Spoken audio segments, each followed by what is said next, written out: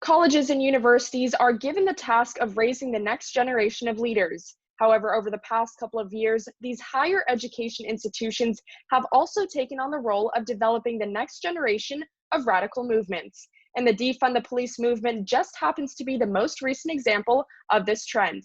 I'm Ophelie Jacobson, and today we'll be analyzing how colleges and universities were giving warning signs of anti-police sentiments long before the slogan became common this past summer.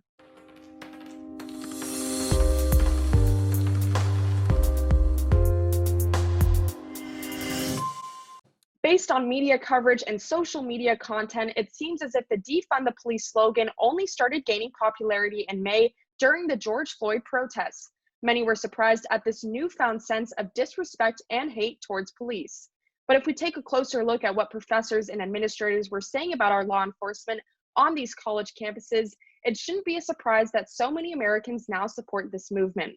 The reality is, this didn't start overnight.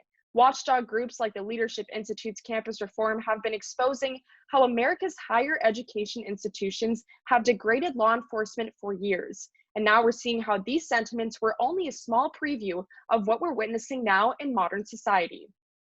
In 2015, Vanderbilt University offered an anti-police course following the Ferguson unrest that lasted nearly a year in the streets of Missouri. 1 year later, Roger Williams University played anti-police music in a mandatory racial justice course. By promoting this type of rhetoric in the classroom, these professors have infiltrated their students' minds into believing that the police are evil and unnecessary.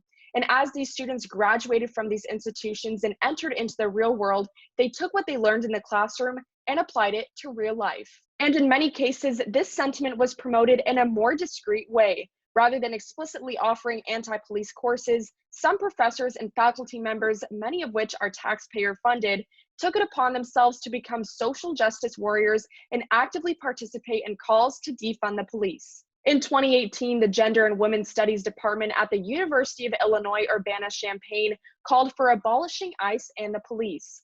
Fast forward to 2020 at the University of California, faculty members joined in on the once radical call to defund campus police.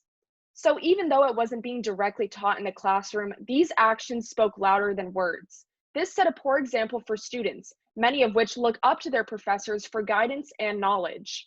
So it was only a matter of time until the students joined them as well.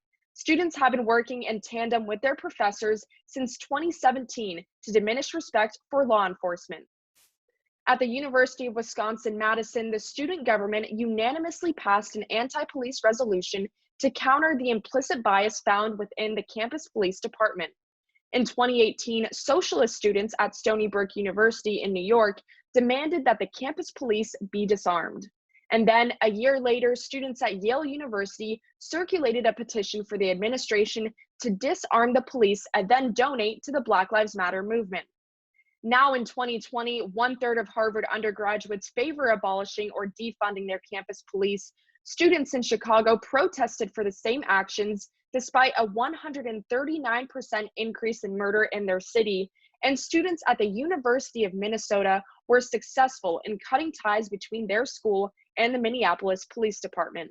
Americans should have seen this movement coming. What is taught in college classrooms across the nation has a direct impact on modern society and culture. For 5 years, the Leadership Institute's Campus Reform has been reporting on this movement. These examples should have acted as warning signs for what was to develop into a nationwide radical call to defund the police. Maybe if we would have recognized these anti-police sentiments back in 2015, we could have stopped our generation from developing such disrespect for law enforcement. It is up to us as Americans to pay close attention to what is being taught at our colleges and universities. These institutions serve as the birthplace of these radical ideas and movements that eventually seep into day-to-day life in America. Nobody knows what radical movement is going to come next, but what we do know is that there is a very high chance that it is already being developed and promoted on college campuses as we speak. Thank you so much for watching this video. If you want to see more content like this from Campus Reform, be sure to give this video a like and to click that subscribe button down below. And for more stories on what's happening on college campuses across the nation, you can visit campusreform.org. I'm Ophelie Jacobson. Thanks for watching.